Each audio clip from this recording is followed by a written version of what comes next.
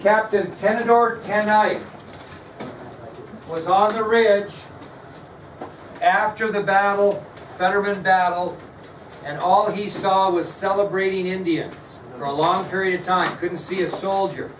Finally, when those Indians dispersed and withdrew from the valley, Tenike and his command could see dead soldiers all over the bottom of that valley. And the battle had lasted 45 minutes with no survivors from Fetterman's command. I think that's kind of where we went a little farther. I told you that Captain Tenike maintained his position on high ground until the Indian forces had vanished. He then cautiously advanced toward the battlefield.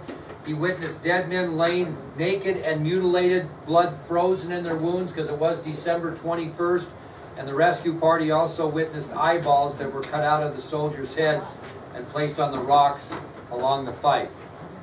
I also told you that Lieutenant Grumman's cavalry were spread over a skirmish line halfway down the valley, and Captain Fetterman's infantry lay in a circle about 40 feet in diameter. It was stated that historians estimated that probably 40,000 arrows were shot in the 45-minute battle, about 1,000 a minute. And also there were reports later, after some research, of 38 different guns used by the Indians in the battle because of the cartridges that they found in the valley.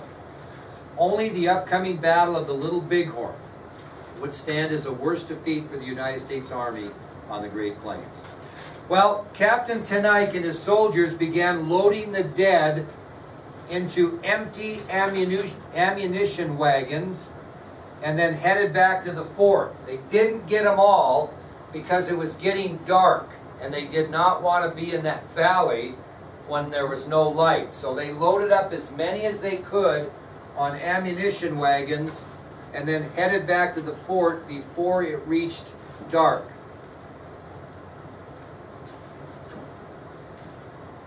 Well, that evening, Colonel Carrington sent for a soldier by the name of John Portugee Phillips. He summoned a soldier by the name of John Portugee Phillips. And Colonel Carrington ordered John Portugee Phillips to deliver a dispatch or a message to department headquarters at Fort Laramie. What do you think was in that dispatch or message? I'm retiring. What? What happened at the Fetterman fight, and we were in need of some new troops. Very good. So, that cold, dark evening of December 21st, 1866, Colonel Henry Carrington sent for a soldier by the name of John Portugee Phillips, and Phillips was ordered by Colonel Carrington to deliver a dispatch or message to department headquarters at Fort Laramie. And this message told of the Fetterman defeat, very good, and asked for immediate reinforcements. Now, Phillips left Fort Kearny that night in blizzard conditions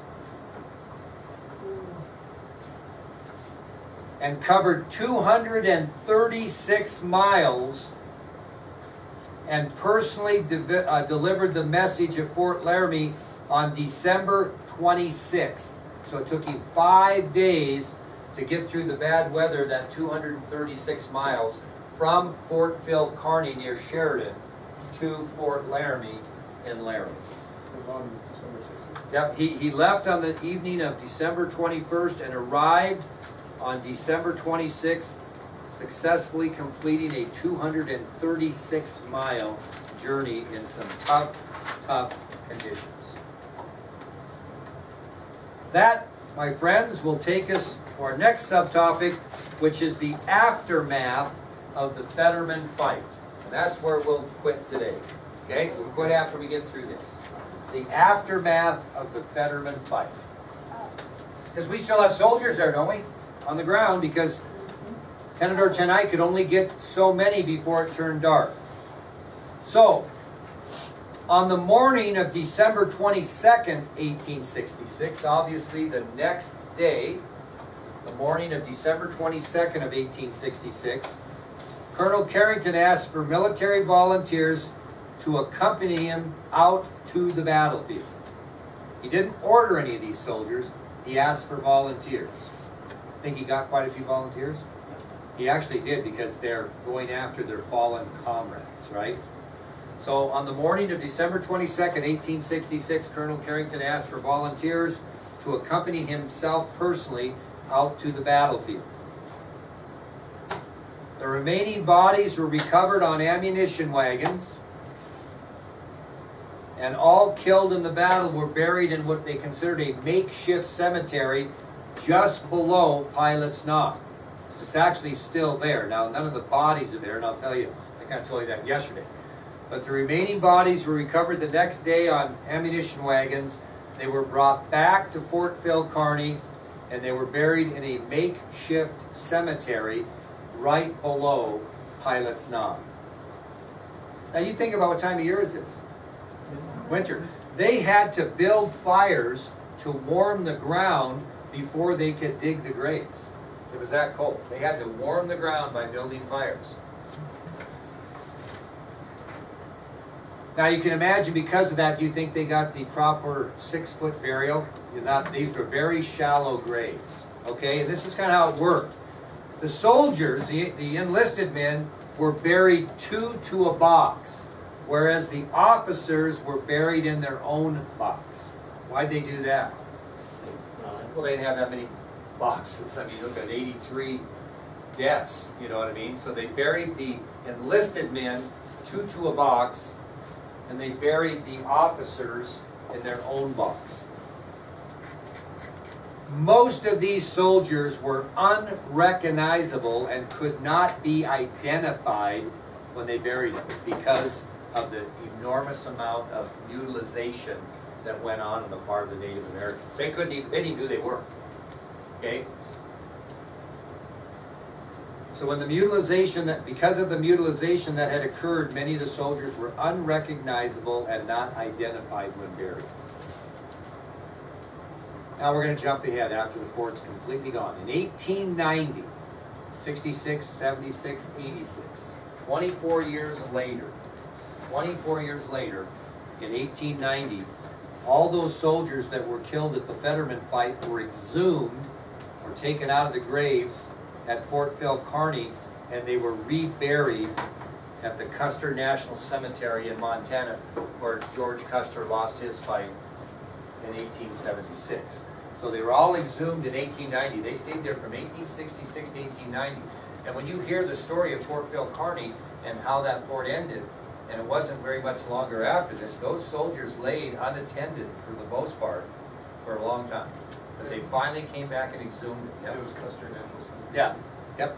Now, if you go there, and I could walk you right to it. If you go to Custer Battlefield, you're going to have the Visitor Center right here. If you just walk to the right of the Visitor Center and get around the building, the first set of grave sites to the left of that are William J. Fetterman, who was recognizable, and then all of his soldiers. The ones that are unrecognizable, they just have on their gravestone, unknown soldier, unknown cavalry.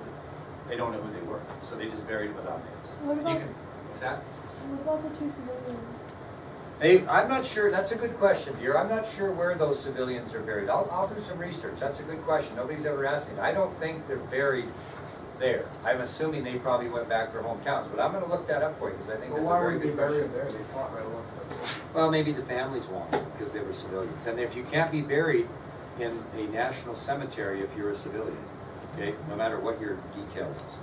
Anyway, now think about this. If you're Carrington after this fight, what do you think the Indians' next move is? Take the fort. That's right, because they're on the hostile rampage. So after the Fetterman fight, it was expected that the Indians would attack the fort and try to run the fort over. Now, why wouldn't they? You lost 83 men. How many did you have? 450? You lost, 83 men.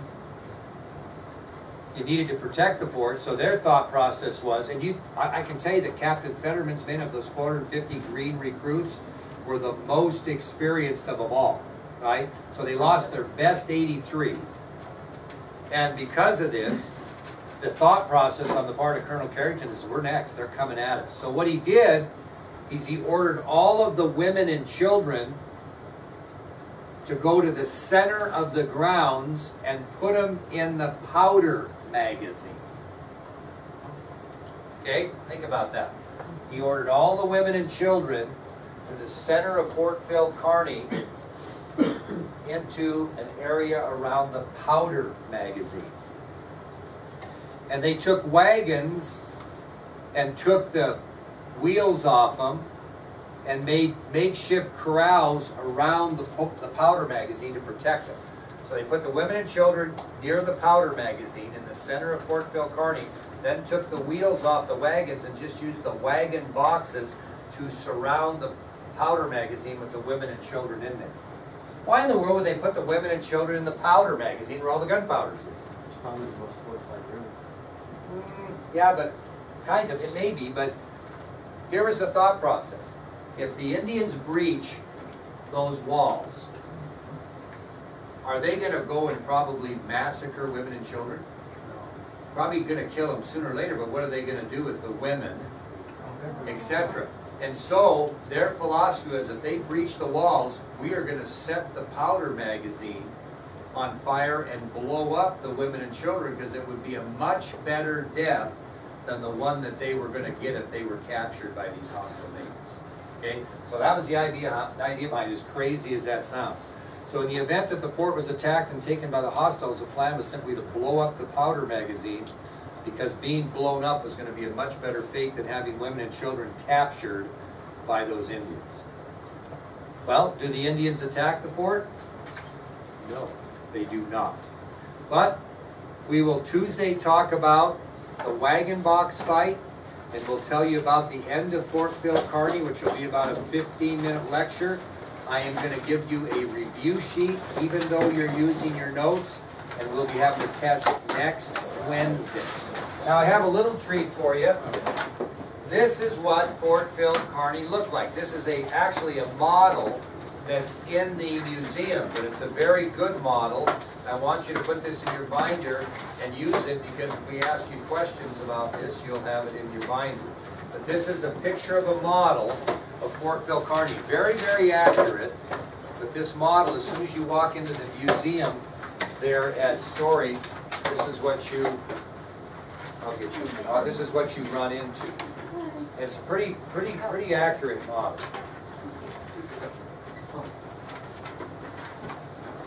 And you can hand Dylan one, okay? And I'll just do these three right here. This is a pretty accurate model of Fort Phil Kearny. You can see the 120-foot flagpole in the middle, right? And you can see, you know what that white building is, kind of to the left of the flagpole? Anybody want to guess what that white building is? The church? What's that? The church? Nope, it's Colonel Carrington's home. I'm guessing that one right there in the middle of the door is the powder magazine. That is the powder magazine. Yep, right where the flag is. Yep, very good. And you know what this here, it looks kind of weird, but you know what this here is? These are these logs we talked about, and this is a wagon train or a, infantry or somebody coming through the gates of Fort Phil Kearny. That was the gate. 8 foot. What's it wall? 8 feet wall. 8 feet tall. Yeah. So anyway, that's kind of what it looked like. I couldn't tell you what each one of these buildings were. I do know that's Carrington's house to the left of the flag, however. That's how nice it was.